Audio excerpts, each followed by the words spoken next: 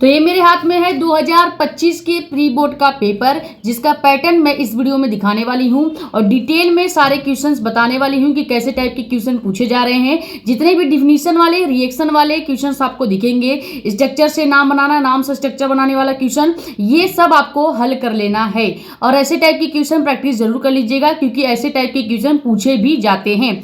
अगर आप चाहते हैं कि केमिस्ट्री में जितने भी इंपॉर्टेंट क्वेश्चंस हैं, चाहे आपके पीवाईक्यू हो, नेम रिएक्शंस हो या क्या होते हैं जब वाले रिएक्शंस हो, हमको एक ही वीडियो मिल जाए, तो हमने जितने भी एमसीक्यूज हैं, टॉप 50 एमसीक्यूज आपको इस वीडियो में करा रखा है। ये वीडियो जाके देख लीजिएगा, एमसीक्यू का आपका दिक्कत खत्म हो जाएगा। उसके बाद जितने भी नेम रिएक्शंस है, 21 नेम रिएक्शंस मैंने इस वीडियो में करा रखा है। ये वीडियो नेम रिएक्शंस वाला देख लीजिएगा। और क्या होता है जब वाले रिएक्शन जितने भी है वो इस वीडियो में आपको करा रखा है, ये वीडियो भी आप जाके देख लीजिएगा। साथ ही साथ जितने भी ऐसे क्वेश्चन जो 2026 में आने के चांसेस है, वो मैंने इस वाले वीडियो में करा रखा है, ये भी आप देख लीजिएगा। ठीक है, तो ये चारों वीडियो देख लीजिए, आपके लिए बहुत ज्यादा हेल्पफुल होगी। और साथ ही साथ अगर चैनल पर नए हैं तो चैनल को सब्सक्राइब कर लें। बाकी और ज़्यादा से ज़्यादा वीडियो कर दे शेयर, ताकि और भी लोग जुड़ जाए। अपने कमेंट्स शेयर आउट आप यहाँ पे, या हमारा इंस्टाग्राम आईडी भी है मेडिको एस्पिरेंट साक्षी मिश्रा के नाम से, वहाँ पे अपने डाउट्स पूछ सकते हैं। यूट्यूब पे भी पूछ सकते हैं। ठीक है, अब चलते हैं, देखते हैं कि 2025 का बोर्ड एग्जाम का पेपर या प्री बोर्ड का पेपर कैसा आया था। अब देखो, प्री बोर्ड का पेपर है तो इसका मतलब ये नहीं है कि यहाँ से क्वेश्चन नहीं आएंगे। प्री बोर्ड वाले पेपर से भी एक दो क्वेश्चन आ सकते हैं, खासकर नेम रिएक्शंस और जो आपके क्या होता है जब वाले रिएक्शंस है, या स्ट्रक्चर से नेम बनाना या नेम से स्ट्रक्चर बनाना, ये वाले क्वेश्चन जरूर पूछे जाएंगे। ठीक है, तो अब पेपर आपको दिखाया जाएगा, पेपर पे आप फोकस करेंगे। तो ये हमारे पास 2025 के प्री बोर्ड का पेपर है, जिसके सेट का नाम है 347 BCJ। ठीक है, ये सेट के जितने भी एमसीक्यूज हैं, हमने एमसीक्यू वाले वीडियो में करा दिए हैं ऑलरेडी, जो कि मैंने आपको पहले ही बता दिया। वहां से आप डिटेल में देख लीजिएगा। जितने भी इंपॉर्टेंट क्वेश्चंस हैं वो भी मैंने कहीं ना कहीं वीडियो में करा ही रखे हैं, वो भी आप जाके देख लीजिएगा। प्लेलिस्ट मैंने आपको दिखा दिया, उस प्लेलिस्ट में सभी जितने भी इंपॉर्टेंट क्वेश्चंस हो, चाहे इंपॉर्टेंट नेम रिएक्शंस हो, सारे वीडियोस वहीं पे मिलने वाले हैं। बाकी आप होम पेज पे भी देख सकते हैं। कल इसके पहले मैंने आपको 2024 के बोर्ड एग्जाम का पेपर दिखाया है, वो भी जाके देख लीजिएगा, आपके लिए हेल्पफुल रहेगी। ठीक है, बाकी अब स्टार्ट करते हैं। देखो, पहले पेज पे आपको कुछ नहीं दिया गया है, ये बस निर्देशांक देके छोड़ दिए हैं। ठीक है, चलते हैं नेक्स्ट पेज पे, जहां से क्वेश्चंस स्टार्ट हो रहे हैं, वहां से फिर देखेंगे कैसे एमसीक्यूज पूछे गए हैं। तो पहला एमसीक्यू जो है वो क्या है कि इस प्रश्न के प्रत्येक खंड के 4 विकल्प दिए गए हैं, सही विकल्प चुनकर उसे अपनी उत्तर पुस्तिका में लिखिए। ठीक है, अब पहला आपका क्वेश्चन आ जाता है एक न्यूमेरिकल टाइप का, जो कि मैंने सोल्यूशन कर रखा है, लेकिन ये आप प्रॉपर डिटेल में जाके वहां पे वीडियोस में देख लीजिएगा। ठीक है, एक लवण का अणुभार दिया गया है, लवण आपका क्या हो जाएगा, विलेय हो जाएगा, और उसी का आपको भार भी दिया गया है, यानी आपको भार और अणुभार दे दिया गया है, और आपको दिया गया है क्या, विलायक का भार, विलायक का भार भी दिया गया है, और कह रहे हैं कि जल में कितनी घोली गई मात्रा होगी, वो मोल में आपको आंसर बताना है। ठीक है, देखो दिया है कि लवण का भार 6 ग्राम है, और लवण का अणुभार भी आपको दे दिया गया है, कितना है, 6 ग्राम। ठीक है, यहाँ पे 60, ठीक है, अणुभार आपका 60 है, और लवण का जो भार है वो क्या है, 6 ग्राम। तो 6 ग्राम और 60 ये हो गया। जब मोललता आपसे पूछी गई है, देखो मोललता का मतलब होगा कि फॉर्मूला जो होगा, हमने कल के वीडियो में आपको बताया था, 2024 में पूछा गया था मोलरता। ठीक है, और यहाँ पे मोललता पूछ ली गई है। मोलरता के फॉर्मूला में यहाँ पे V लीटर में होता है, और जब मोललता की बात की जाती है तो यहाँ पे भार का कैलकुलेशन किया जाता है, यानी भार को लिया जाता है। ठीक है, फॉर्मूला सेम रहता है, बस यहाँ पे अगर भार है तो समझ लीजिए मोलरता का क्वेश्चन है, यहाँ पे लीटर में आयतन दिया गया है तो समझ लीजिए मोलरता का क्वेश्चन है। ठीक है, अब यहाँ पे सिंपली कुछ नहीं करना, आपको भार और अणुभार दिया ही गया है, दोनों रख के हम गुणा कर लेंगे। भार कितना दिया गया है, 6 ग्राम, 6 का गुणा हम 1000 से करेंगे, और यहाँ पे अणुभार लिखना है तो 60 अणुभार है, और भार हमको विलायक का भार कितना दिया गया है, 250, उससे जब हम भाग करेंगे 0 0 से कैंसिल, इस वाले 0 से ये वाला 0 भी कैंसिल, तो यहाँ पे ऊपर हो गया 6 × 10 यानी कि 60 हो जाएगा, या फिर आप 0 कैंसिल मत कीजिए, डायरेक्ट पहले गुणा कर लीजिए। तो 6 का गुणा अगर हम 1000 से करेंगे तो 6000, और 60 का गुणा 250 से करेंगे तो 15, और उसके बाद 000 यानी कि 15,000। ठीक है, जब दोनों का भाग कर देंगे तो m डैश जो आपका निकल के आएगा, 0 0 से तो कैंसिल हो जाएगा, तीनों 0 कैंसिल, 6/15 आएगा, 6/15 का भाग करेंगे तो 0.4 मोल लीटर के आएगा, यानी कि केजी में आपका आंसर आ जाएगा। ठीक है, अब देखो थर्ड ऑप्शन में आपका है 0.4 मोल लीटर केजी आपका आंसर। ठीक है, ये हो गया पहले एमसीक्यू का सोल्यूशन। यही आपको इंग्लिश में भी दिया गया है। अब आप केवल हिंदी वाले पे फोकस करेंगे क्योंकि आप यूपी बोर्ड के स्टूडेंट हैं। सेकंड आपका क्या है, शून्य कोटि अभिक्रिया के लिए वेग स्थिरांक का मात्रक क्या होता है। इसको डायरेक्ट आपको याद करना होता है। आपको दिया जाएगा, पूछ लिया जाएगा, इसे मात्रक दे देंगे, कहेंगे कि पहचानिए किस कोटि का मात्रक है, यानी किस कोटि का इकाई है। ठीक है, ऐसे क्वेश्चंस कई सारे मैंने एमसीक्यू में करा रखा है। तो शून्य कोटि का जो वेग स्थिरांक या वेग नियतांक का मात्रक होता है वो होता है mole litre inverse second inverse. ठीक है, ये आप डायरेक्ट याद रखेंगे। ऐसे टाइप के क्वेश्चन बहुत ज्यादा इंपॉर्टेंट है, 2026 के लिए ऐसे क्वेश्चंस आ सकते हैं। क्लियर। अगला आपका क्या है, आपको देखो ऑक्सीकरण संख्या से रिलेटेड क्वेश्चंस भी 2024 के यूपी बोर्ड में पूछा गया था और यहाँ पे 25 के प्री बोर्ड में भी देखो एक देखने को मिल गया है। इसमें जिसका भी ऑक्सीकरण सबसे पहले पूछा जाएगा उसको हम एक्स मानते हैं। जैसे यहाँ पे हमेशा हमने बताया है केंद्रीय धातु परमाणु जो होगा उसी का हमेशा ऑक्सीकरण पूछा जाएगा, ऑक्सीकरण संख्या निकालने को कहेगा। अब क्या है यहाँ पे KCO यानी कोबाल्ट, और कोबाल्ट का 4 अणु दिया गया है और कोबाल्ट की ऑक्सीकरण संख्या पूछ ली गई है आपसे। तो देखो कोबाल्ट का पूछा गया है, इस वाले कोबाल्ट का पूछा गया है जो पहले आपका कोबाल्ट आ रहा है, यानी केंद्रीय धातु परमाणु पर जो कोबाल्ट है उसका पूछा गया है। तो केंद्रीय धातु परमाणु की कोबाल्ट को अपन मान लेंगे X। ठीक है, बाकी K का आपको पता है पोटेशियम का ऑक्सीकरण संख्या जो होता है +1 होता है, इसको डायरेक्ट आप याद रखेंगे। जब हम इस समीकरण में मान रखेंगे, सबसे पहले K है, K का मान रखेंगे 1 प्लस उसके बाद x है जिसको हमें निकालना है तो x रखेंगे। उसके बाद यहाँ पे देखो दूसरा जो कोबाल्ट है वो उसके कितने अणु हैं, 4 अणु हैं। आपको यहाँ पे दिख भी रहा होगा जितने अणु हैं 4।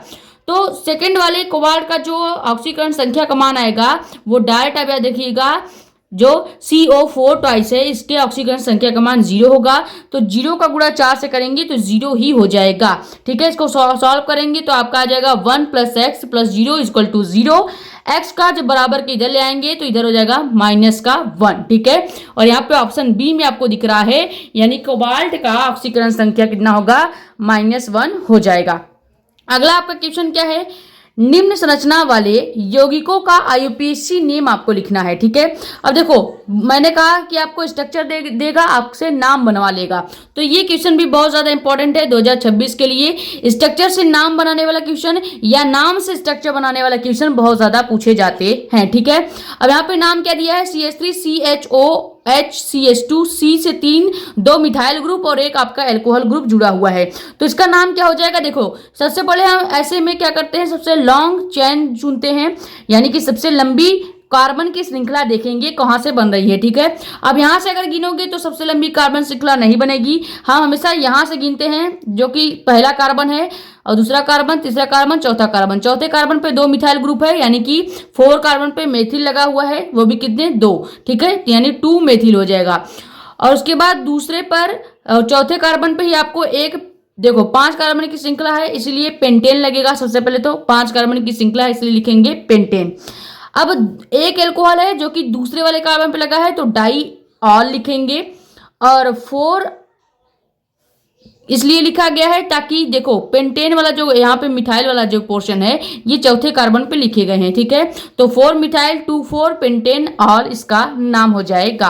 बाकी के ऑप्शंस आपको देख लेने हैं, लेकिन सही ऑप्शन आपका यही हो जाएगा, इस स्ट्रक्चर का नाम आपका यही होगा। ठीक है, बाकी ये हो गया आपके ऑब्जेक्टिव क्वेश्चन, और भी है। अब नेक्स्ट पेज पे चलते हैं। तो अगला आपका ऑब्जेक्टिव क्वेश्चन क्या है, निम्न में से कौन सा बेनेडिक्ट विलयन का अपचायक नहीं करता है, यानी अपचयन नहीं करता। बेनेडिक्ट विलयन क्या होता है, ऐसे विलयन जो कि क्या होते हैं आपके मुक्त एल्डिहाइड और कीटोन से मिलकर बनते हैं। ठीक है, देखो अब बेनेडिक्ट विलयन का अपचयन कौन नहीं करता है, ग्लूकोज जो होता है ये खुद अपचायी शर्करा होती है। अपचायी शर्करा का मतलब क्या है कि इसमें मुक्त एल्डिहाइड या कीटोन ग्रुप जो है वो प्रेजेंट है। अब एल्डिहाइड और कीटोन अगर प्रेजेंट होगा तो एल्डिहाइड और कीटोन का एक गुण ये है कि वो बेनेडिक्ट विलयन को अपचयित कर लेता है। ठीक है, वो क्या करता है, बेनेडिक्ट विलयन को अपचयित कर लेता है। अब अगर एल्डिहाइड और कीटोन पाया जाएगा चाहे आपके ग्लूकोज में हो, फ्रक्टोज में हो, तो वो जरूर ही बेनेडिक्ट विलयन को अपचयी कर लेगा। तो जितने भी अपचायी शर्करा हैं उनके अंदर एल्डिहाइड और कीटोन पाए ही जाते हैं। अब देखो एल्डिहाइड का कार्य क्या होता है, बेनेडिक्ट विलयन क्या अपचयित करना। अब अभी हमने बताया कि जितने भी अपचायी शर्करा हैं इनके अंदर एल्डिहाइड प्रेजेंट होते हैं और कीटोन ग्रुप भी प्रेजेंट होता है। तो एल्डिहाइड का कार्य ही है बेनेडिक्ट विलयन का अपचयन करना। अब अगर ग्लूकोज और फ्रक्टोज आप लेते हो जबकि दोनों ही अपचायी शर्करा हैं, यानी दोनों के अंदर एल्डिहाइड और कीटोन पाए जाते हैं, और एल्डिहाइड का कार्य हमने बता ही दिया कि ये बेनेडिक्ट विलयन का अपचयन कर देता है। तो ग्लूकोज, फ्रक्टोज और एल्डिहाइड ये तीनों ऐसे कारक हैं जो क्या करते हैं, बेनेडिक्ट विलयन का अपचयित करते हैं। हमसे पूछा है कौन है जो बेनेडिक्ट विलयन का अपचयन नहीं करता। ये मेन पॉइंट है जिसको आपको पकड़ना है। नहीं करता इसका मतलब क्या है, सुक्रोज हो जाएगा, क्योंकि सुक्रोज जो है ये एक अनअपचायी शर्करा है और अनअपचायी शर्करा में एल्डिहाइड नहीं पाया जाता, इस वजह से ये बेनेडिक्ट विलयन का अपचयन नहीं कर पाती है। ठीक है, तो ऑप्शन सी आपका राइट हो जाएगा। अगला आपका क्या है, क्वेश्चन नंबर 4 आपका है एसीटोन की सांद्रण HCl यानी कि एसीटोन की सांद्रता दी गई है HCl जो यानी कि हाइड्रोक्लोरिक अम्ल तथा एकीकृत जिंक। यहाँ पे जिंक की जगह छिंक लिखा था तो इसको मैंने काट के जिंक कर दिया। ठीक है, जिंक के साथ अभिक्रिया कराने पर प्राप्त होता है। अब आपको पहचानना है कि जब आप एसीटोन की क्रिया, एसीटोन यानी कि CH3COCH3, ठीक है, इसको अपन क्या पढ़ते हैं, एसीटोन पढ़ते हैं। अब अगर इस एसीटोन की क्रिया हम जिंक और Hg यानी कि मर्क्यूरी और कॉन्क HCl के प्रेजेंस में कराएंगे, गर्म करेंगे तो क्या होगा, तो आपका CH3CH2CH3 बन जाएगा। और ये जो आपका मॉलिक्यूल है इसमें से पहचानना है किस ऑप्शन में CH3CH2CH3 दिया गया है, तो ऑप्शन नंबर बी में CH3CH2CH3 दिया गया है, यही आपका राइट हो जाएगा। और आप ये देख रहे होंगे जो पूरा रिएक्शन यहाँ पे लिखा गया है ये आपके नेम रिएक्शन में आ जाता है, जो कि कौन सा नेम रिएक्शन है, क्लीमेंसन अपचयन अभिक्रिया। ठीक है, क्लीमेंसन अपचयन अभिक्रिया नेम रिएक्शन बहुत ज्यादा इंपॉर्टेंट है, ये आपको तैयार कर लेना है। क्लियर, तो अब जितने भी ऑब्जेक्टिव क्वेश्चन थे वो हमने आपको कवर करा दिया है। कुल 6 ऑब्जेक्टिव क्वेश्चन थे यानी कि 6 नंबर। ठीक है, जिसमें से मोस्ट इंपॉर्टेंट ये आपका रिएक्शन वाला था और एक दो अभी नाम वाला जो था वो भी इंपॉर्टेंट है 2026 के लिए। ठीक है, अब आते हैं क्वेश्चन नंबर 2 पे। क्वेश्चन नंबर 2 आपका थोड़ा सा very short question type question है, जिसमें आपको थोड़ा सा डिफिनीशन और थोड़े से न्यूमेरिकल मिला के क्वेश्चन दिए गए हैं। जैसे यहाँ पे सबसे पहला क्वेश्चन क्या है 2 का, कि हिमांक के अवनमन से आपका क्या तात्पर्य है, यानी एक डिफिनीशन छोटा सा पूछ लिया गया है 1 नंबर के लिए। डिफिनीशन का मिलेगा आपको 1 नंबर और जो इसके साथ न्यूमेरिकल ऐड किया गया है उसका भी 1 नंबर, यानी कि टोटल ये क्वेश्चन 2 नंबर का बना दिया गया है। ठीक है, अब हिमांक का अवनमन, राउल्ट का नियम, क्वथनांक का उन्नयन और उसके बाद और आपके इनरनेट समीकरण, ये सब इंपॉर्टेंट क्वेश्चंस है जो कि आपको देख लेना है। मैंने आपको ऑलरेडी कवर करा दिया है, सब कुछ इंपॉर्टेंट क्वेश्चंस के सीरीज में है। ठीक है, बाकी इसके साथ एक क्वेश्चन और भी है जो कि न्यूमेरिकल है, वो क्या है कि 1.5 ग्राम पदार्थ को 60 ग्राम जल में घोला गया तो हिमांक में 0.13 डिग्री सेल्सियस का अवनमन हुआ। जल का आणविक अवनमन स्थिरांक 18.6 है। पदार्थ का अणुभार ज्ञात कीजिए, यानी आपसे वो जो मटेरियल है उसका आपको अणुभार ज्ञात करना है। ठीक है, तो पहले आपको डिफिनीशन बताना पड़ेगा, फिर इस वाले न्यूमेरिकल को आपको सॉल्व करना होगा। अगला आपका क्वेश्चन क्या है, मानक इलेक्ट्रोड विभव किसे कहते हैं। मानक इलेक्ट्रोड विभव ये भी आपका मोस्ट इंपॉर्टेंट डिफिनीशन आ जाता है। ठीक है, ये भी आपके 2026 के लिए मोस्ट इंपॉर्टेंट डिफिनीशन है। डिफिनीशन जितने भी बताए जा रहे हैं वो सब आपको तैयार कर लेने हैं। ठीक है, बाकी कभी कभी मानक इलेक्ट्रोड विभव को ऐसे भी पूछा जा सकता है कि इलेक्ट्रोड विभव किसे कहते हैं, तो चाहे मानक इलेक्ट्रोड विभव पूछे या इलेक्ट्रोड विभव पूछे दोनों ही इंपॉर्टेंट है, दोनों का मतलब एक ही है, बस नाम अलग अलग हैं। ठीक है, इसके साथ एक क्वेश्चन और जोड़ा गया है न्यूमेरिकल टाइप का कि 4 धातुएं ABCD के मानक इलेक्ट्रोड विभव क्रमशः दिए गए हैं। ठीक है, अब आपको पहचानना है या इसको घटते हुए क्रम में लिखना है, यानी इसकी जो सक्रियता है इसको घटते हुए क्रम में लिखना है।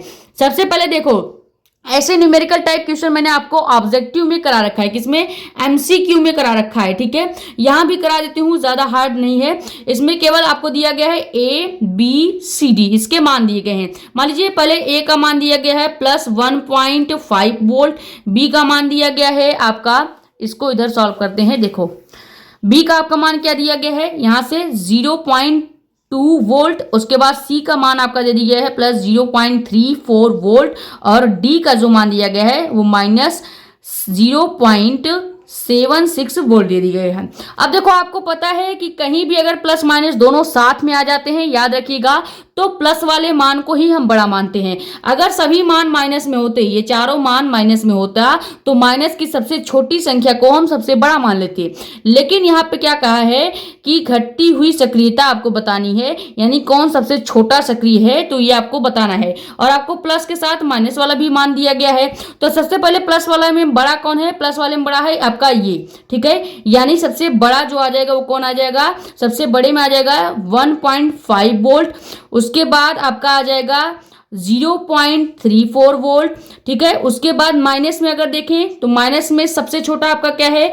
0.76 वोल्ट है, या आपका 2.0 वोल्ट। तो देखो 0.76 वोल्ट जो है ये बड़ा हो जाएगा, क्योंकि माइनस में आपको पता है जो मान छोटा होता है उसको सबसे बड़ा मानते हैं। तो सबसे पहले इसके बाद क्या आ जाएगा आपका?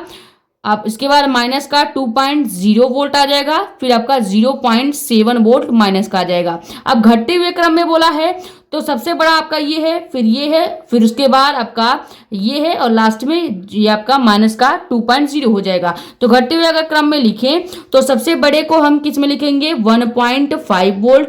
फिर उसके बाद ये हो गया, फिर उसके बाद उससे छोटा आपका क्या हो जाएगा? उससे छोटा आपका हो जाएगा 0.34 वोल्ट। फिर उसके छोटा आपका हो जाएगा माइनस का 2.0 वोल्ट। फिर उससे छोटा हो जाएगा आपका 0.76 वोल्ट, ठीक है। ये आपका क्रम हो जाएगा घटते हुए सक्रियता का क्रम, ठीक है। घटती हुई सक्रियता का क्रम हो जाएगा, सक्रियता का क्रम हो जाएगा। क्लियर? इस तरह से इस टाइप के क्वेश्चन को लगाया जाता है। कुछ नहीं करना है, जितने भी मान दिए होंगे उसके पहले मान लिख लेने हैं। माइनस और प्लस में है तो देखना है कौन से सबसे पहले प्लस में बड़ा है, उसको पहले लिखेंगे। घटता हुआ क्रम लिखना था तो पहले आपका 1.5 बड़ा है, फिर 0.34 प्लस वाला बड़ा है, फिर उसके बाद माइनस में जो संख्या बड़ी होती है उसको छोटा मानते हैं। तो इसी वजह से हमने पहले माइनस 2.0 ले लिया, फिर माइनस 0.76 ले लिया, और ये हमने घटती हुई सक्रियता का क्रम निकाल दिया है, ठीक है। तो इस टाइप के पूरे क्वेश्चन को आप सॉल्व कर सकते हैं। पहले आपको एक डिफिनीशन लिखना पड़ेगा जो कि मानक इलेक्ट्रोड विभव का है। उसके बाद आपको ये न्यूमेरिकल सॉल्व करना पड़ेगा, जिसके आपको टोटल 2 नंबर मिलने वाले हैं। क्लियर? अब चलते हैं नेक्स्ट पेज पे और देखते हैं अगला क्वेश्चन आपका क्या है। तो अगला क्वेश्चन आपका है कि निम्नलिखित में से किन्हीं दो का इलेक्ट्रॉनिक विन्यास आपको ज्ञात करना है। इलेक्ट्रॉनिक विन्यास ज्ञात करना बहुत सिंपल है, बस आपको एक फॉर्मूला या चार्ट होता है इस तरह से आपका बना होता है, ठीक है, जिसमें पहले 1s फिर 2s फिर 3s ऐसे करके चार्ट बना होता है, वो आपको याद होना चाहिए। इलेक्ट्रॉनिक विन्यास याद करने का एक छोटा सा ट्रिक मैंने आपको बता रखा है यूट्यूब पे, ठीक है। वहां से आप इलेक्ट्रॉनिक विन्यास निकालना सीख लीजिए, फिर आप आराम से इलेक्ट्रॉनिक विन्यास को निकाल सकते हैं। अब आपको क्रोमियम का इलेक्ट्रॉनिक विन्यास निकालना हो, या कॉपर का निकालना हो, या कोबाल्ट का निकालना हो, या फिर आपके सीजियम का निकालना हो, आप सबका निकाल सकते हैं। अब इनमें से चारों में से किन्हीं दो का आपको इलेक्ट्रॉनिक विन्यास कैलकुलेट करके बताना है। क्लियर? इसमें से आपको इलेक्ट्रॉनिक विन्यास कैलकुलेट करके बड़े आराम से बता देना है। चारों के नहीं बताना है, किन्हीं दो का बताना है, जिसके आपको एक एक नंबर मिलने वाले हैं। अब अगला आपका क्वेश्चन क्या है? क्वेश्चन है कि विटामिन ए और सी हमारे लिए आवश्यक हैं। क्यों आवश्यक है आपको ये रीजन देना है, और उनके महत्वपूर्ण स्रोत बताने हैं, यानी किस किस स्रोत से आपको विटामिन ए और विटामिन सी मिलता है। विटामिन सी तो हमको मिलता है खट्टे पदार्थों से। विटामिन ए का मुझे याद नहीं आ रहा है, विटामिन ए जिससे मिलता है वो वाले आप स्रोत याद कर लेंगे। विटामिन का एक छोटा सा मैंने टॉपिक लेक्चर दिया है, ठीक है। जैसे ही आप प्लेलिस्ट में जाएंगे वहां पे स्क्रॉल करेंगे, सबसे लास्ट जो बायोमॉलिक्यूल चैप्टर है वहां पे एक छोटा सा लेक्चर मैंने 30-35 मिनट का विटामिन का दिया है, वहां पे जाके देख लीजिएगा। विटामिन का पूरा चार्ट जरूर आप देख लीजिएगा, क्योंकि उससे रिलेटेड बहुत ज्यादा क्वेश्चंस पूछे जाते हैं, ठीक है। अगला आपका क्वेश्चन आ जाता है क्वेश्चन नंबर 3, ठीक है। क्वेश्चन नंबर 3 भी आपका 2 नंबर का ही है। एक क्वेश्चन सॉल्व करेंगे आपको 2 नंबर मिलेगा। अब क्रिया दी गई है, अब क्रिया ए से कोई प्रोडक्ट बी प्लस सी बन रहा है, इसके लिए निम्न आंकड़े प्राप्त किए गए हैं। जैसे टी सेकंड बाद या टी सेकंड में सबसे पहले अब क्रिया कब थी? 0 पे थी। देखो जब कोई चीज कम हुआ नहीं रहता है तो वो कहाँ पे होता है? 0 पे। जब टी समय बाद आप देखते हैं तो यहाँ पे टी समय बाद जब अपक्रिया हमने देखी, यानी कि टी समय बाद जब अपक्रिया देखेंगे तो वो 900 और 1800 पे पहुंच गई है। अब एक ही सांद्रता आपको ज्ञात करनी है, जो कि यहाँ पे दी भी गई है, कितनी है? 50.8। 19.7 या 7.62 दी गई है। अब आपको सिद्ध करना है कि अभिक्रिया प्रथम कोटि की है या नहीं। ठीक है, ये आपको प्रथम कोटि की अभिक्रिया वाला जब मैंने टॉपिक पढ़ाया था वहां पे करा भी रखा है। अब आ जाते हैं एक मोस्ट टाइप इंपॉर्टेंट क्वेश्चन पे। ऐसे टाइप के क्वेश्चन बहुत ज्यादा है। देखो अभिक्रिया वाला जो क्वेश्चन मैंने कराया अभी यहाँ पे जो मैंने क्वेश्चन बताया, ये क्वेश्चन 2026 के लिए इंपॉर्टेंट है। ऐसे टाइप के न्यूमेरिकल 2026 में आ सकते हैं। ठीक है, बाकी यहाँ पे सेकंड वाला क्वेश्चन आप देखिए, निम्नलिखित पर टिप्पणी आपको देना है। 2 डिफिनीशन है जिसके ऊपर आपको टिप्पणी देना है। सबसे पहले आपको बताना है कि अंतराकाशी यौगिक क्या होते हैं, इस पर आपको टिप्पणी देना है, इसके बारे में आपको बताना है। उसके बाद आपको बताना है कार्बोनिल समूह की संरचना, कार्बोनिल समूह की संरचना के बारे में भी आपको टिप्पणी देनी है। अब मोस्ट इंपॉर्टेंट पार्ट चालू होता है जो कि है क्या होता है जबरन रिएक्शन। ये दोनों क्या होता है जबरन रिएक्शन 2026 के लिए मोस्ट इंपॉर्टेंट है। ठीक है, इसके आपको क्या होता है जबरन रिएक्शन को सॉल्व कर लेना है। पहला रिएक्शन क्या है, एथिल क्लोराइड की अभिक्रिया जलीय की वजह से करते हैं तब क्या होता है। ये आपके 2024 के यूपी बोर्ड एग्जाम में भी पूछा गया था और यहाँ पे 25 के प्री बोर्ड में भी पूछ लिया गया है। ठीक है, तो ये वाला बहुत ज्यादा इंपॉर्टेंट है। हमेशा पूछा जाता है कि जब C2H5Cl यानी कि एथिल क्लोराइड की अभिक्रिया हम किसके साथ जलीय KOH यानी पोटेशियम हाइड्रोक्साइड के साथ कराते हैं तो क्या बनता है। क्लियर। अगला आपका क्या है, मेथिल क्लोराइड यानी CH3Cl की क्रिया अगर हम KCN यानी कि पोटेशियम साइनाइड से कराते हैं तो क्या बनता है, ये भी बताइए। दोनों ही रिएक्शन फिर से कर रहे हैं 2026 के लिए मोस्ट इंपॉर्टेंट है। अगला आपका क्वेश्चन क्या है, IPSC नेम आपको बनाना है। देखो ये दोनों क्वेश्चन सॉल्व करने का आपको एक एक नंबर मिल रहे हैं, यानी 2-2 नंबर टाइप के क्वेश्चन पूछे जा रहे हैं। क्वेश्चन नंबर 2 और 3 जितने भी क्वेश्चन इसके अंदर पूछे गए हैं वो 2-2 नंबर के क्वेश्चन थे। ठीक है, अब इसका तीसरे का घ वाला क्वेश्चन आपका क्या है कि आपको IPSC नेम लिखना है और सभी IPSC नेम, देखो 2 ही IPSC नेम पूछे गए हैं। ये आपका इंग्लिश टाइप में क्वेश्चन पूछा गया है, यही जो हिंदी में पूछा गया है वही इंग्लिश में भी दिया गया है। पहले ऐसा होता था कि सभी हिंदी वाले क्वेश्चन दिए जाते थे, लास्ट में उसी को इंग्लिश में कर दिया जाता था, लेकिन अब पेपर पैटर्न थोड़ा सा चेंज हो गया है। क्वेश्चन के हिंदी वाले क्वेश्चन के जस्ट बाद ही इंग्लिश वाला क्वेश्चन भी दिया जाता है। ठीक है, देखो आपको एक अणु दिया गया है, इसका आपको IPSC नेम बताना है, फिर दूसरा मॉलिक्यूल दिया गया है, स्ट्रक्चर दिया गया है, उसका भी आपको IPSC नेम लिखना है। हमने बताया था ये कैसे टाइप का क्वेश्चन है, स्ट्रक्चर से आपको क्या बनाना है, IPSC नेम बनाना है। अब कभी कभी इसका उल्टा भी दे देता है, यहाँ पे IPSC नेम दे देगा और आपसे स्ट्रक्चर बनवा ले लेगा। तो ऐसे टाइप के क्वेश्चन भी बहुत ज्यादा इंपॉर्टेंट है 2026 के लिए। पहला क्वेश्चन क्या है, क्रोमियम, उसके बाद अमोनिया के 3 अणु जिसके भी 3 मॉलिक्यूल हैं और वाटर दिए गए हैं उसके 3 मॉलिक्यूल है और क्लोराइड के 3 मॉलिक्यूल दिए गए हैं। इसका IPSC नेम आप खुद सर्च करके या अपना सॉल्व करके लिखेंगे। ठीक है, उसके बाद क्या है, K3CrC2O4 का थ्राइस, इसका भी IPSC नेम आप पढ़ लीजिएगा, बहुत ज्यादा इंपॉर्टेंट है। अगला क्वेश्चन क्या है, नेक्स्ट पेज में देखते हैं। अब देखो क्वेश्चन नंबर 4 जो है ये जो है आपके 3-3 नंबर के क्वेश्चन पूछे जाने लगे। 3-3 नंबर के क्वेश्चन में ज्यादातर क्वेश्चन जो होंगे वो आपके थ्योरी टाइप क्वेश्चन होंगे या फिर थ्योरी के साथ न्यूमेरिकल टाइप क्वेश्चन होगा। यहाँ पे क्वेश्चन नंबर 4 में जितने भी क्वेश्चन 2025 में प्री बोर्ड में पूछे गए हैं बहुत ज्यादा इंपॉर्टेंट है आपके 2026 के बोर्ड एग्जाम के लिए। ठीक है, सबसे पहला आपका पहले चैप्टर का क्वेश्चन आ जाता है जो कि क्या है, राउल्ट के नियम का उल्लेख कीजिए। यानी आपको बताना है कि राउल्ट ने जो नियम दिया था वो क्या है और इस नियम को डिटेल में आपको लिखना है फॉर्मूले के साथ। उसके साथ आपको बताना है कि नियम के उपयोग से अवाष्पशील पदार्थों का अणुभार कैसे निकाला जाता है।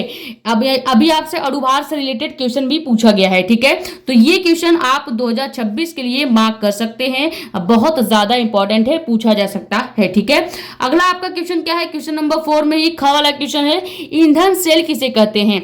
ईंधन सेल बहुत ज्यादा इंपॉर्टेंट है और ये भी आपका बहुत ज्यादा पूछा जाने वाला क्वेश्चन है जो कि मैंने आपको 2 नंबर वाले क्वेश्चन 3 नंबर वाले क्वेश्चन में भी करा रखे हैं। ठीक है, प्लेलिस्ट में आपको स्क्रॉल करेंगे मिल जाएगा 2 नंबर वाले इंपॉर्टेंट क्वेश्चन 3 नंबर वाले इंपॉर्टेंट क्वेश्चन, वहां पे इसका आंसर मैंने डिटेल में बता रखा है, राउल का नियम भी करा रखा है, पराशरण दाब भी करा रखे हैं। ठीक है, बाकी ईंधन सेल आप जरूर पढ़ लीजिएगा, ये भी 2026 के लिए बहुत ज्यादा इंपॉर्टेंट है। और इसी में एक क्वेश्चन और बहुत ज्यादा पूछा जाता है ईंधन सेल से रिलेटेड, कि ईंधन सेल में जो हाइड्रोजन और ऑक्सीजन से बने ईंधन सेल का इलेक्ट्रोड अभिक्रियाएं समझाइए तथा इनके अनुप्रयोग भी लिखिए। यानी 3 क्वेश्चन आपसे पूछे गए हैं ईंधन सेल से रिलेटेड। सबसे पहले आपको बताना है ईंधन सेल कहते किसे हैं, यानी उसका डिफिनेशन बताना है, और ईंधन सेल जो हाइड्रोजन और ऑक्सीजन के साथ क्रिया दर्शाती है वो अभिक्रिया भी आपको लिखनी है, और इसका अनुप्रयोग यानी इसका प्रयोग जो होता है ईंधन सेल का वो भी आपको बताना है। प्रॉपर ईंधन सेल अगर देखना है, उसके बारे में जानना है, तो 3 नंबर वाले इंपॉर्टेंट क्वेश्चन का सीरीज मैंने जब आपको पढ़ाया था केमिस्ट्री में, जो कि प्लेलिस्ट में अवेलेबल है, सभी वीडियोस वहां से जाके आप देख लीजिए। ठीक है, अगला आपका क्वेश्चन क्या है, क्वेश्चन नंबर ग जो है वो बहुत ज्यादा इंपॉर्टेंट है। ये क्वेश्चन 2026 के लिए ये भी मार्क कर लीजिए। जितने भी क्वेश्चन नंबर 4 में पूछे गए हैं सारे के सारे इंपॉर्टेंट है। अब देखो, कारण वाला जो क्वेश्चन होता है ये बहुत ज्यादा आपके 2024 के बोर्ड एग्जाम में भी देखने को मिला है और 2025 के प्री बोर्ड के पेपर में भी देखने को मिला है। जैसे यहाँ पे पूछा क्या गया है, कारण दीजिए कि संक्रमण धातुएं तथा उनके अधिकांश यौगिक अनुचुंबकीय क्यों होते हैं। जब मैंने संक्रमण धातु का एक छोटा सा लेक्चर आपको दिया था स्टार्टिंग में, गर्मी में जब मैंने स्टार्ट किया था इसको, तब तो वहां पे मैंने संक्रमण धातु की जितने भी प्रॉपर्टीज थे उनके बारे में रीजन सहित आपको आंसर भी करा दिया था, और वैसे भी मैंने आपको 3 नंबर या 2 नंबर वाले इंपॉर्टेंट क्वेश्चंस में भी करा रखे हैं। तो संक्रमण धातु डिटेल में आपको पढ़ लेना है, संक्रमण धातु कहते किसे हैं, उनके गुण क्या क्या है, उनके अनुप्रयोग क्या क्या है, ये भी आपको डिटेल में पढ़ लेना है। यानी डी ब्लॉक आपको प्रॉपर पढ़ लेना है। ठीक है, डी ब्लॉक आपको पढ़ लेना है, और उनके जो ये रीजन सहित वाले क्वेश्चन है ये तो आपको देखकर ही जाने हैं। खासकर ये तीनों जरूर देख लीजिएगा, 2026 के लिए इंपॉर्टेंट है, फिर से कह रहे हैं। अगला आपका क्या है, संक्रमण धातु की कर्ण एंथैल्पी का मान हमेशा उच्च क्यों होता है, ये आपको कारण बताना है कि आखिर क्यों इसके कर्ण एंथैल्पी का मान हमेशा उच्च होता है। अगला क्वेश्चन क्या है, संक्रमण धातुएं रंगीन यौगिक ही क्यों बनाते हैं, ये रीजन भी आपको बताना है। तीनों क्वेश्चन 1-1 मार्क का है, यानी कि टोटल आपका 3 नंबर का ये क्वेश्चन बन जाता है। घ वाला क्वेश्चन क्या है, क्वेश्चन नंबर 4 में घ वाला क्वेश्चन है, क्या होता है जब डी ग्लूकोज की अभिक्रिया निम्नलिखित अभिकर्मों को से कराई जाती है। यानी अगर डी ग्लूकोज की क्रिया हम HCl से कर दें तो क्या होगा, और डी ग्लूकोज की क्रिया ब्रोमीन जल से करेंगे तो क्या होगा, और डी ग्लूकोज की क्रिया NH2OH से करेंगे तो क्या होगा। ठीक है, ये आपका रीजन वाले क्वेश्चन में बहुत ज्यादा पूछे जाते हैं, और खासकर तो यहाँ पे क्या होता है जब वाले टाइप में बहुत ज्यादा पूछा गया है, तो ये क्वेश्चन भी 2026 के लिए इंपॉर्टेंट हो जाता है। आपको डी ग्लूकोज जो होता है इसकी क्रिया 3 अलग अलग अभिकर्मक के साथ करना है और बताना है कि इससे क्या बनते हैं। पहले आपको डी ग्लूकोज की क्रिया HL से करना है, उसके बाद ब्रोमीन जल से और NH2OH से करना है। ठीक है, अब आते हैं क्वेश्चन नंबर 5 में।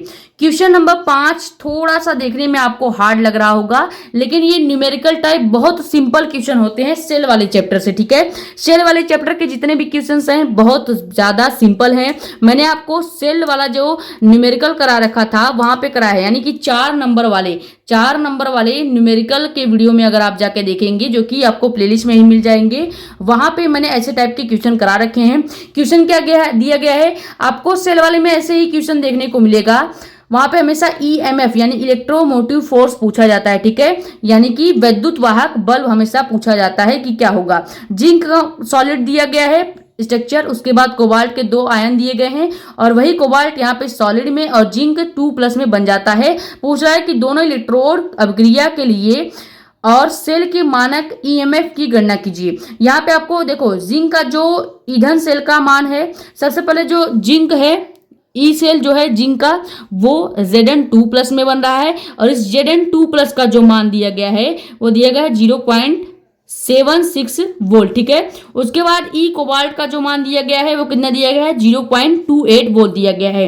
अब आप इसमें कुछ नहीं करेंगे, आपको EMF निकालना है, यानी केवल इसके और इसको मान को जोड़ देंगे। जब आप EMF निकालते हैं तो आपको टोटल ई सेल निकालना होता है, जिसमें आप क्या करते हैं, सबसे पहले हम E0 जिंक सेल को जोड़ेंगे, प्लस हम इसमें E0 आपके कोबाल्ट सेल को जोड़ देंगे। जब यहाँ से ई सेल का मान निकालेंगे तो जिंक का मान कितना दिया गया है 0.76 वोल्ट प्लस 0.28 वोल्ट। दोनों को जोड़ देंगे, जो आंसर आएगा वही आपका आंसर हो जाएगा। ये बहुत आसान क्वेश्चन है, बस आपको देखने में हार्ड लगते हैं, ठीक है। बाकी अगला देखते हैं, अगला क्वेश्चन क्या है। तो पांचवें का पहला ये क्वेश्चन था, यानी क में कुछ और क्वेश्चंस भी दिए गए हैं, वो भी देख लेते हैं। क का दूसरा आपका क्वेश्चन क्या है। देखो मैंने कहा है कि परासरण दाब भी बहुत ज्यादा इंपॉर्टेंट था। देखो यहाँ पे पूछा भी गया है कि परासरण दाब की परिभाषा दीजिए। तो परासरण दाब का डिफिनीशन भी 2026 के लिए इंपॉर्टेंट है, इसको एक बार जरूर देख लीजिएगा, ठीक है। अब देखो पूछा क्या गया है, परासरण दाब की परिभाषा दीजिए और इसके साथ एक न्यूमेरिकल भी ऐड कर दिया गया है। तो ये क्वेश्चन आपका 2 नंबर का बना दिया गया है, ठीक है। न्यूमेरिकल क्या है, 15 डिग्री सेकेंड पर 5% गन्ने की शर्करा सुक्रोज के विलयन का परासरण दाब आपको ज्ञात करना है। परासरण दाब के 4 फॉर्मूले मैंने आपको करा रखे थे, चारों में से किसी एक फॉर्मूले से ये आपका क्वेश्चन लगने वाला है, ठीक है। उसके बाद आते हैं 5वें का ख वाला क्वेश्चन। ख वाले क्वेश्चन में भी 2 क्वेश्चन पूछे गए हैं। एक क्वेश्चन आपका 2 नंबर का है और दूसरा क्वेश्चन भी आपका 2 नंबर का है, यानी ख वाला क्वेश्चन आपके 4 नंबर का क्वेश्चन बन जाता है। पहला क्वेश्चन क्या है, उदाहरण देते हुए अभिक्रिया की कोटि तथा आणविकता में अंतर बताइए। ये मोस्ट इंपॉर्टेंट क्वेश्चन 2026 के लिए अंतर वाला जो क्वेश्चन पूछा जाएगा उसके लिए बहुत ज्यादा इंपॉर्टेंट क्वेश्चन है। अब इसके साथ साथ 2024 के प्री बोर्ड या कह सकते हैं 2024 के यूपी बोर्ड वाले पेपर में हमने देखा था, वहां पे आपसे पूछा गया था कि न्यूक्लियोटाइड और न्यूक्लियोसाइड में अंतर बताइए, ठीक है। तो आपको अभिक्रिया की कोटि और अभिक्रिया के आणविकता में अंतर के साथ साथ न्यूक्लियोटाइड और न्यूक्लियोसाइड में भी अंतर देख लेना है, ठीक है। यानी न्यूक्लियोटाइड क्या होता है और न्यूक्लियोसाइड क्या होते हैं, दोनों में आपको डिफरेंस यानी अंतर पता होने चाहिए। साथ ही साथ एक अंतर वाला क्वेश्चन आप और तैयार करेंगे, जो कि क्या है, डीएनए और आरएनए में क्या अंतर होता है, ये भी आपको देख लेना है, ठीक है। तो 3 अंतर वाले क्वेश्चन मैक्सिमम आप तैयार कर लीजिएगा। पहला है अभिक्रिया की कोटि और आणविकता में अंतर, न्यूक्लियोसाइड न्यूक्लियोटाइड में अंतर, आरएनए डीएनए में अंतर, और एक और तैयार कर लीजिएगा एल्डिहाइड और कीटोन में क्या अंतर होते हैं। 3 कौन से आपको तैयार करने हैं, अभिक्रिया की कोटि और आणविकता में अंतर हो गया, न्यूक्लियोसाइड न्यूक्लियोटाइड में अंतर हो गया, और एक और आप तैयार करेंगे एल्डिहाइड व कीटोन में अंतर। आपको कहां पे मिलेगा, अंतर वाले सारे 6 अंतर वाले क्वेश्चन मैंने आपको एक ही वीडियो में करा रखा है, प्लेलिस्ट में आपको वीडियो मिल जाएगी, क्लियर।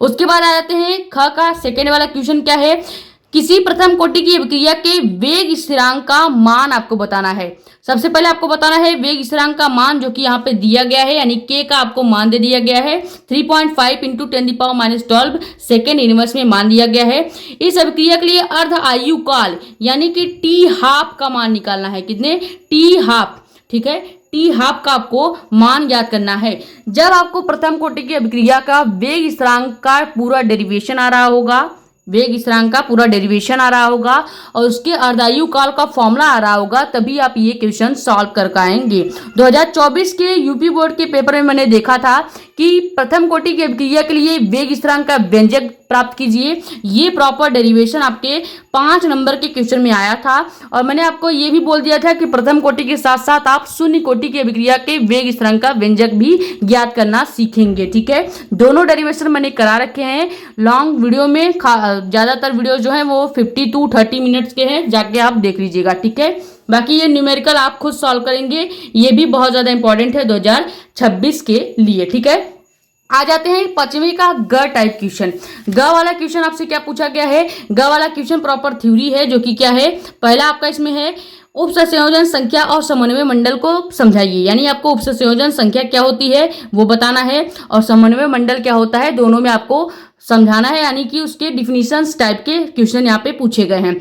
अगला आपका क्या है, निम्न संकुल उपसंयोजन समायवी संरचना बनाइए। अब ये भी बहुत ज्यादा इंपॉर्टेंट क्वेश्चन है, जो कि बहुत ज्यादा पूछे जाते हैं, 2026 में पूछे जाने के चांसेस बहुत ज्यादा इंपॉर्टेंट है, ठीक है। देखो ऐसे टाइप के क्वेश्चन क्या होते हैं, आपको यहाँ पे कुछ नाम दे दिए जाएंगे और आपसे उसका समायवी संरचना पूछ लिया जाएगा। यानी आपको कुछ उपसंयोजन यानी को ऑर्डिनेंस कंपाउंड दे दिए जाएंगे और वहां पे पूछ लिया जाएगा कि इसका समायवी संरचना क्या होगा, ज्यामितीय संरचना क्या होगा। जैसे यहाँ पे पहला दिया गया है कोबाल्ट, उसके बाद NH3 यानी अमोनिया के 6 मॉलिक्यूल, और आपका क्रोमीन उसके बाद Cr यानी कि क्रोमियम और Cn साइनाइड के 6 मॉलिक्यूल, यानी कि कोबाल्ट और अमोनिया के 3 मॉलिक्यूल के साथ साथ टोटल जो मॉलिक्यूल अब है वो कितने हैं, 6 हैं।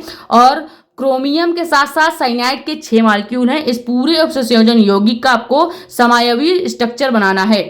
समायवी स्ट्रक्चर वाले जितने क्वेश्चंस हैं ये आपके मोस्ट इंपॉर्टेंट है, फिर से आपको बता देते हैं, ठीक है। अगर आपका क्या है, कॉपर और NH3 यानी अमोनिया के 3 मॉलिक्यूल, और कॉपर और NH3 के टोटल कितने मॉलिक्यूल हैं, तो 4 मॉलिक्यूल हैं। उसके बाद प्लेटिनियम और उसके बाद क्लोराइड के 4 मॉलिक्यूल दिए गए हैं। इसका भी आपको समायवी संरचना बनाना है। क्लियर हो गया। ये पूरा सोल्यूशन करने पे भी आपको 2 नंबर मिलने वाला है। उसके बाद आते हैं 5वें का घर टाइप क्वेश्चन क्या है। 5वें का घर टाइप जो क्वेश्चन है वो आपका क्या है कि शुद्ध एसीटोन बनाने की अभिक्रिया का रासायनिक समीकरण दीजिए। इसकी क्लोरोफॉर्म के साथ क्या अभिक्रिया होती है ये भी आपको बताना है। मोस्ट इंपॉर्टेंट क्वेश्चन 2026 के लिए मार्क कर लीजिएगा। शुद्ध एसीटोन बनाने की जितनी भी रासायनिक समीकरणें हैं मैंने आपको डिटेल में पढ़ा रखा है। एसीटोन जब मैंने आपको टॉपिक पढ़ाया था तो वहां पे एसीटोन बनाने की या एसीटोन के निर्माण की जितनी विधियां थी और उसके जितने भी रासायनिक गुण थे वो मैंने आपको ऑलरेडी करा दिया है। उसमें आपको क्लोरोफॉर्म के साथ एसीटोन ने क्या अभिक्रिया की थी वो भी कराया गया है, ठीक है। जब आप केमिकल प्रॉपर्टीज देखेंगे एसीटोन बनाने की तो वहां पे आपको क्लोरोफॉर्म के साथ एसीटोन क्या अभिक्रिया करती है वो भी देखने को मिल जाता है। क्लियर हो गया। तो ये क्वेश्चन बहुत ज्यादा इंपॉर्टेंट है। इसके साथ साथ एक आप और देखेंगे क्वेश्चन जो कि मैंने कल 2024 के पेपर में देखा था या हमने आपको दिखा भी रखा है। वो क्वेश्चन क्या था कि आपको पूछा गया है कि एल्किल हैलाइड के निर्माण की विधियां और उसके 3 रासायनिक गुण रखिए, ठीक है। और फिनॉल के निर्माण की विधियां और फिनॉल के भी 3 रासायनिक गुण आप तैयार कर लीजिएगा, ठीक है। 3 क्वेश्चन आपको तैयार करने हैं।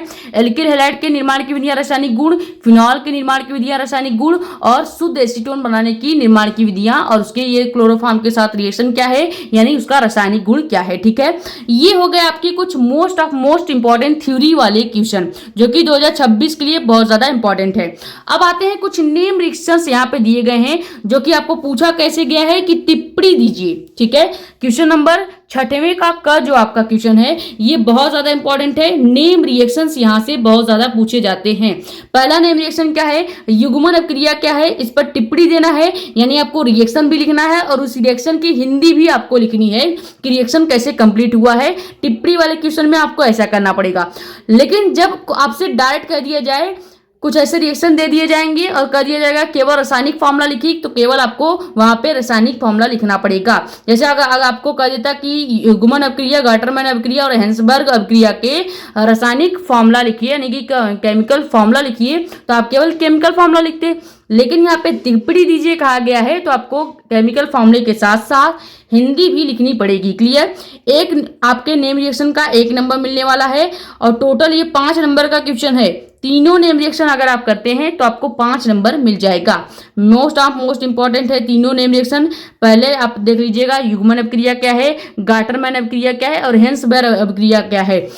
इतने के साथ साथ 21 नेम रिएक्शन मैंने आपको एक ही वीडियो में करा रखा है जो कि मैंने शुरू में बताया है। उसमें आपको 21 नेम रिएक्शन करा रखा है, वहां से आप तैयार कर लीजिएगा। उससे ज्यादा नेम रिएक्शन आपको पूरे केमिस्ट्री में नहीं पूछा जाएगा, ठीक है।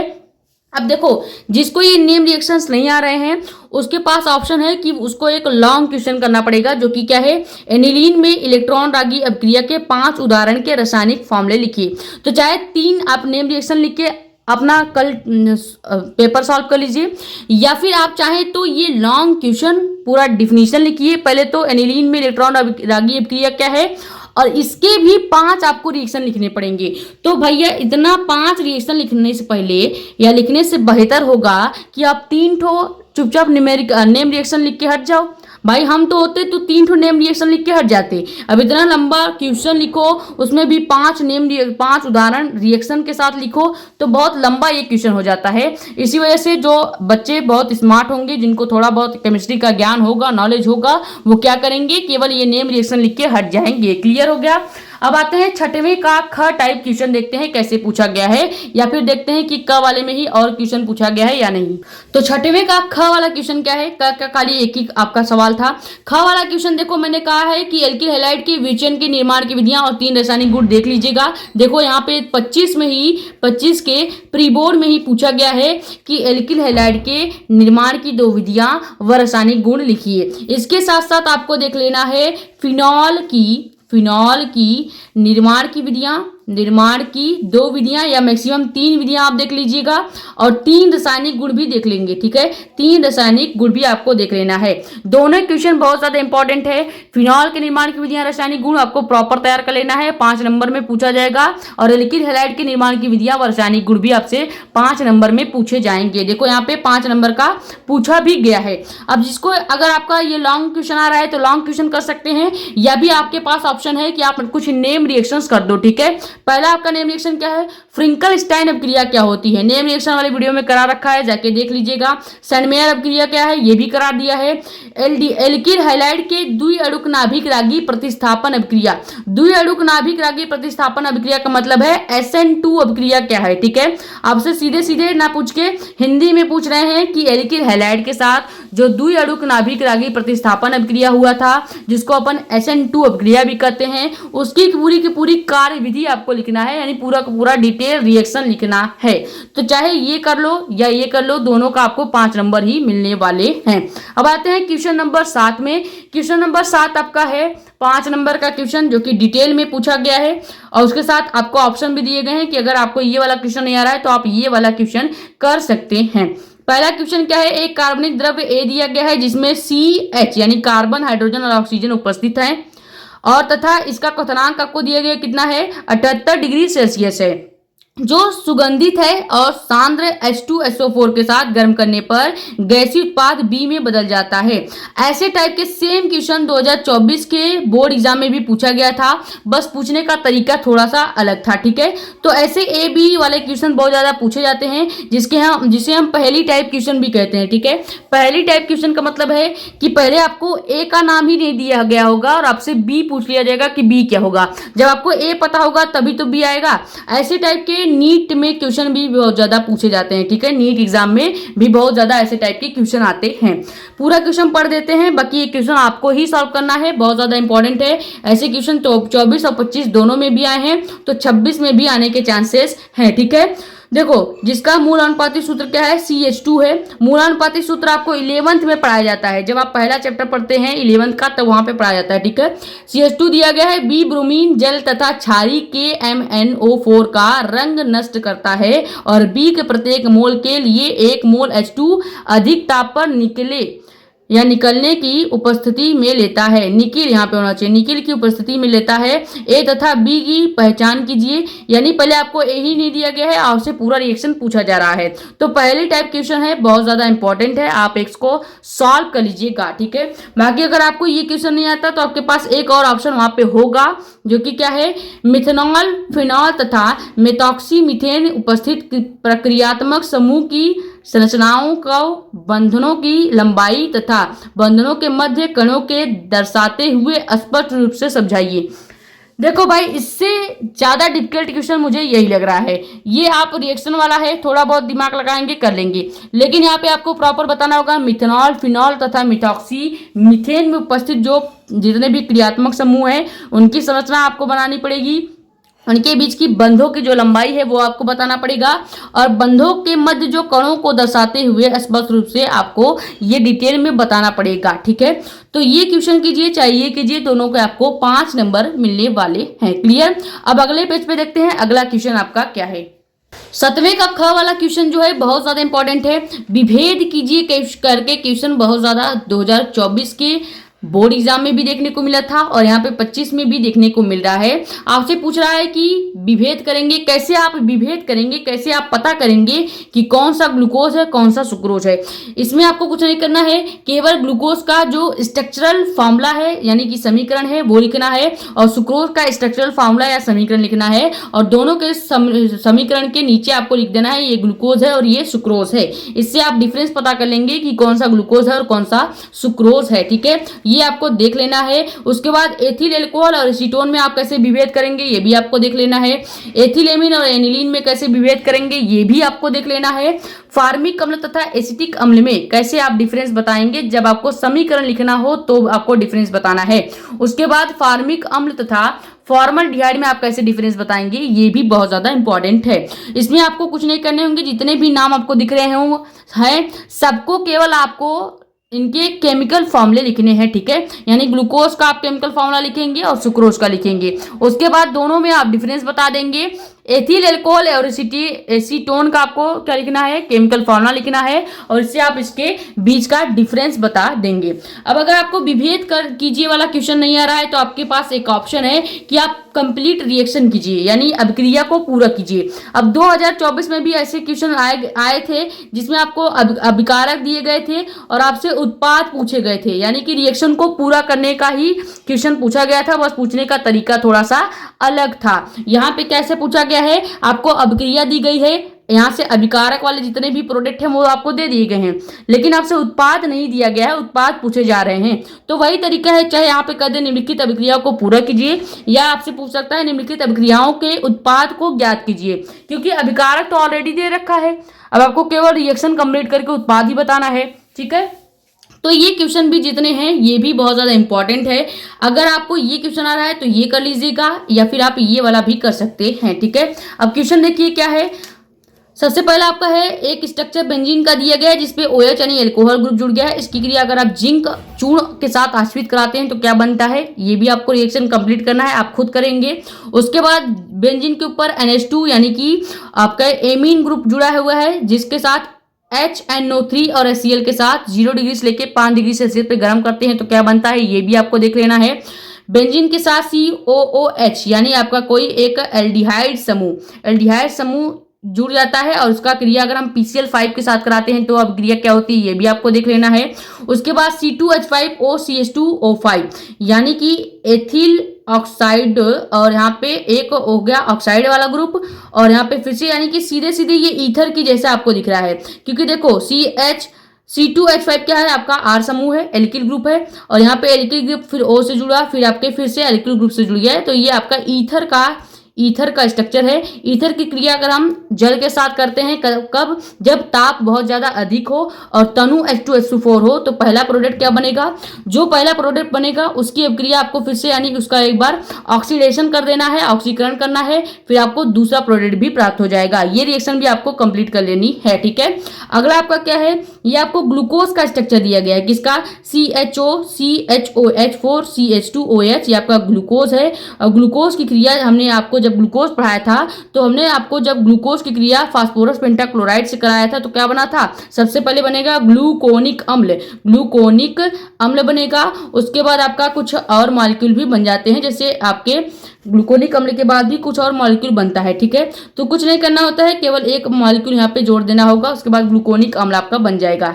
या फिर अगर जो भी आपका स्ट्रक्चर बनेगा वो आप देख लीजिएगा, ग्लूकोनिक अम्ल पे ही निर्भर नहीं रहेंगे, प्रॉपर इसका रिएक्शन आपको देख लेना है। ग्लूकोज जब 5 PCl5 के साथ रिएक्शन करता है तो क्या बनता है, क्लियर। ये हो गया आपका पूरा पेपर 2025 के प्री बोर्ड का। इससे रिलेटेड कई सारे क्वेश्चन आपसे पूछे जा सकते हैं। बाकी अब हम आपको स्क्रीनशॉट करने का मौका देते हैं, फटाफट से आप स्क्रीनशॉट कर लीजिएगा। तो ये आप स्क्रीनशॉट कर लीजिए, MCQ का 2 क्वेश्चन यहाँ पे दिख रहा होगा आपको, हो गया। अब इसके आगे देखिए, ग से लेके आपको यहां तक पूरा स्क्रीनशॉट करना है, ठीक है। ये हो गया आखिरी तक, ठीक है। पूरा MCQ अपने एक पेज का स्क्रीनशॉट कर लिया। अगले पेज का आप यहां से लेके MCQ और कुछ क्वेश्चंस स्क्रीनशॉट कर लीजिए, हो गया। अब इसके आगे देखिए, क्वेश्चन नंबर 2 आपसे क्या पूछे गए हैं, 2 वाला क्वेश्चन आप प्रॉपर स्क्रीनशॉट कर लीजिए यहां से।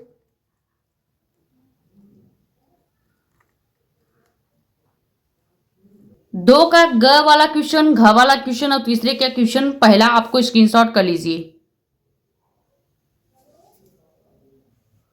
तीसरे का घ, ग और घ, ये तीनों क्वेश्चन आप स्क्रीनशॉट कर लीजिए। उसके बाद फिर अगला क्वेश्चन देखते हैं।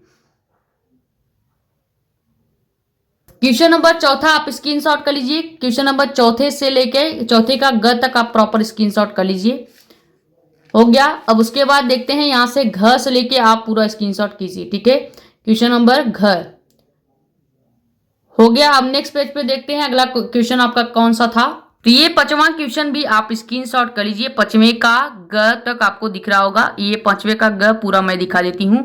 ये हो गया 5वें का ग तक। अब इसके आगे आप देखेंगे 5वें का घ से क्वेश्चन, ठीक है। 5वें का घ वाला क्वेश्चन क्या है, ये हो गया 5वें के घ से लगाकर अंतिम तक। अब उसके बाद आपका अगले पेज का क्वेश्चन क्या है ये देखते हैं। ये आपका 5वें का ख वाला क्वेश्चन चालू हो जाता है। 5वें का ख इतना ही है। उसके बाद 7वां क्वेश्चन आपका स्टार्ट हो जाएगा। हो गया। अब यहां से देखो 7वां क्वेश्चन ये आप स्क्रीनशॉट कर लीजिए प्रॉपर डिटेल में। हो गया। अब इसका 7वें का ख क्वेश्चन क्या है वो देखते हैं। ये 7वें का ख वाला क्वेश्चन विभेद कीजिए वाला बहुत ज्यादा इंपॉर्टेंट है और ये आपका स्ट्रक्चर वाला भी बहुत ज्यादा इंपॉर्टेंट है। तो पूरा आप स्क्रीनशॉट एक ही बार में कर लीजिए। ये हो गया। अब एक आखिरी वाला आपको बच रहा होगा, ये वाला भी आप स्क्रीनशॉट कर लीजिए, ठीक है। तो ये था पूरा प्री बोर्ड का आपका पेपर। आई होप ये जो पेपर के क्वेश्चंस हैं वो आपके लिए हेल्पफुल रहे होंगे। और जितने भी क्वेश्चंस आपको स्ट्रक्चर वाले दिख रहे हैं, नेम रिएक्शन वाले दिख रहे हैं, या क्या होता है जब वाले रिएक्शन दिख रहे थे, या जितने भी मैंने परिभाषा आपको बताया, परासरण दाब, हेनरी नियम, ईंधनशील क्या है, ये सब आप तैयार कर लेंगे। चाहे जैसे आप मेरे 2 नंबर, 3 नंबर और 4 नंबर के इंपॉर्टेंट क्वेश्चंस आपको बता रखे हैं। लॉन्ग वीडियो है, जल्दी जल्दी आप फास्ट करके देख सकते हैं। वहां से सारे क्वेश्चंस मैंने करा रखे हैं, वहां पे आप तैयार कर सकते हैं, ठीक है। तो आई होप जो ये पेपर था पूरा पेपर आपके लिए जरूर हेल्पफुल रहा होगा। अगर आपको ये पेपर के क्वेश्चन समझ में आए हैं या ये पेपर के क्वेश्चंस आपको इंपॉर्टेंट लगे हैं तो प्लीज वीडियो को लाइक करके चैनल को सब्सक्राइब कर दें और ज्यादा से ज्यादा वीडियो कर दें शेयर, ताकि और भी लोग जुड़ जाएं। और जितने भी मैंने आपको कल वाला पेपर या आज वाला पेपर दिखाया है सभी पेपर के क्वेश्चन आप सॉल्व कर लीजिएगा, खासकर नेम रिएक्शंस और स्ट्रक्चर वाले रिएक्शंस और जितने भी आपके डिफिनीशन वाले क्वेश्चन है वो, ठीक है। बाकी मिलते हैं नेक्स्ट वीडियो में। Thank you so much.